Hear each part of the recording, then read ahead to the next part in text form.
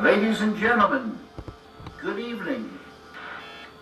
I hope you all are enjoying a wonderful night. I'd like to talk a little bit about nothing. This here represents the surface of life. Surface. And we see surfaces, surfaces. And about 300 years ago, scientists, they started wondering what was this wood, and what was this metal, and what was it really? So they started looking into matter. So this side is matter, and this side is mind. Mind and matter. And the scientists, well, they discovered molecules. Deeper they went, and they discovered these atoms. And like I say, they thought that was the smallest particle for a long time. All these things we learn about in school. They went deeper, and they find inside the atoms these little electrons and neutrons and protons. And they went deeper and deeper and deeper. Smaller and smaller particles. Smaller and smaller particles. They found 4 forces. On a deeper level, the 4 became 3. And on a deeper level, the 3 became 2. Then, about 30 years ago, modern science, quantum physics, discovered the unified field. The unity of all the particles and all the forces of matter, of creation. Not only did they discover the unified field, but they found that everything that is a thing emerges from this field of no thing. Unmanifest it is. Unmanifest. It is no hyphen thing, but all things come from it. Anything that is a thing has emerged from this field of unity. It's oneness. The scientists know this exists, but if they wanted to get there, you can't get there. It's unmanifest. You can't walk into this field. But any one of those scientists could practice a technique, transcendental meditation, which, remember, true happiness is not out there. You're given a mantra. A mantra, a very specific sound, vibration, thought. Very specific. It needs to be life-supporting at all deeper levels. And that mantra that you're given, that Maharishi gives, the key that opens the door, the mantra turns the mind within. Turns the awareness within. And you naturally dive. Why is it natural? Because each deeper level of mind and each deeper level of intellect has more happiness. And the deeper levels of mind and deeper levels of intellect correspond to deeper levels of matter.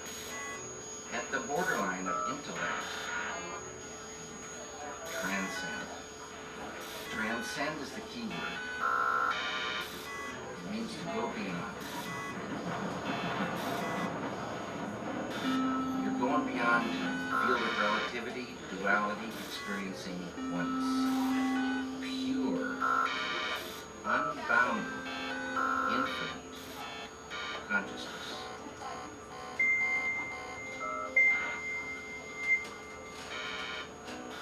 This consciousness has qualities.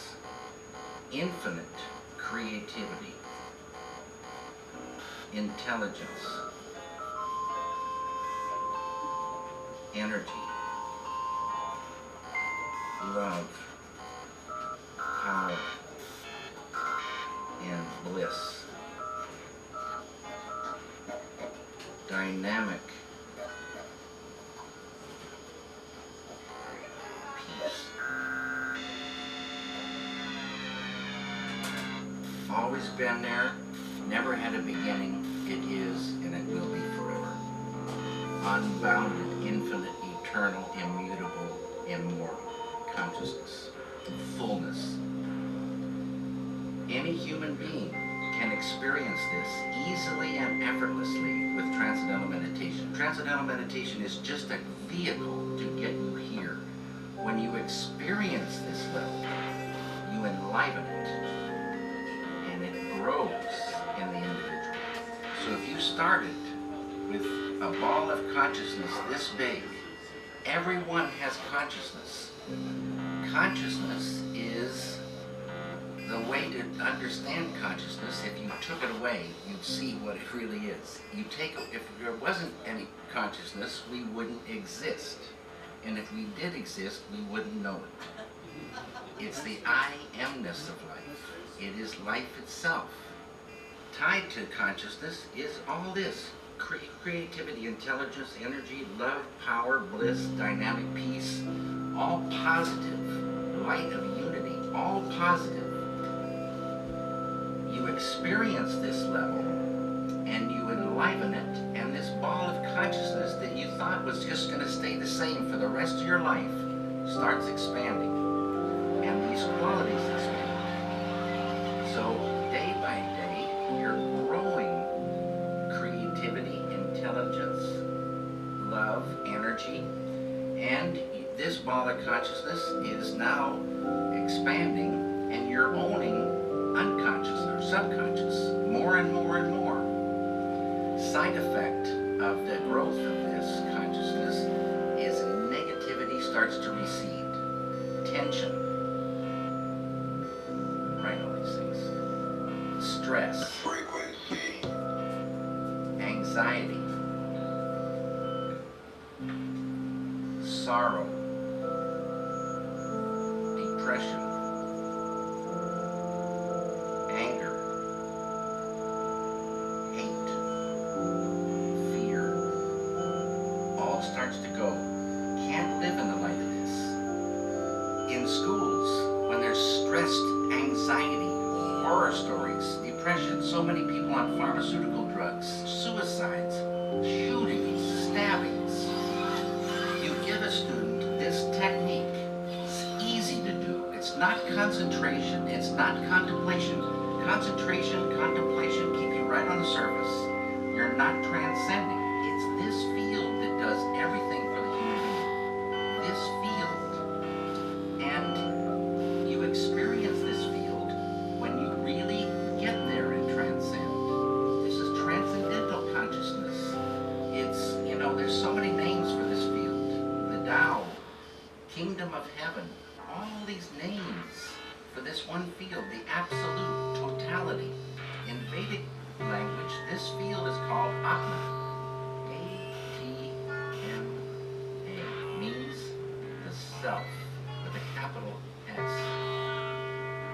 Know thyself. Get there. Know it by being. Unfold it. And what you're doing is unfolding your full potential as a human being. Your full potential of the beautiful human being is called enlightenment. And people can unfold their enlightenment.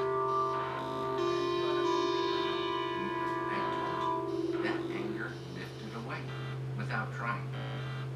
Poison to the artist, poison to the environment, poison to the human being.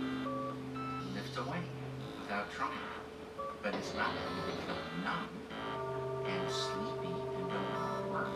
We get more energy, more enjoyment. And negativity lifting means that conduit of the flow of ideas, the flow of creativity, is not cramped by that. Negativity restricts that flow. So, and you can still have righteousness being very strongly for something or against something,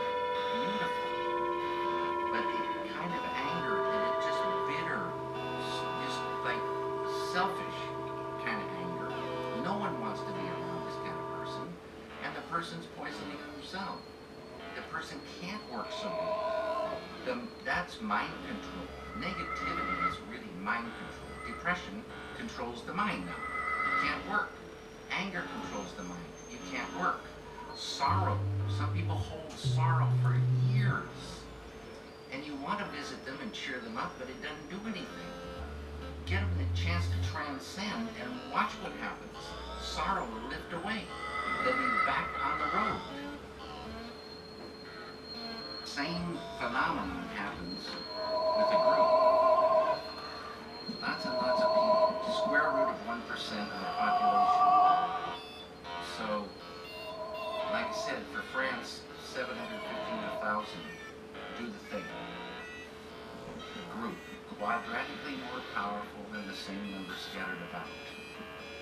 And this is a thing, like my friend Dr. John Hagler says, you have two loudspeakers and they're separated, you have one volume, you put the two next to each other, you've got the equivalent of 4 loudspeakers. You put 3, you've got suddenly 9. It's called constructive interference. It's a real thing. A group, close, doing the program, advanced techniques.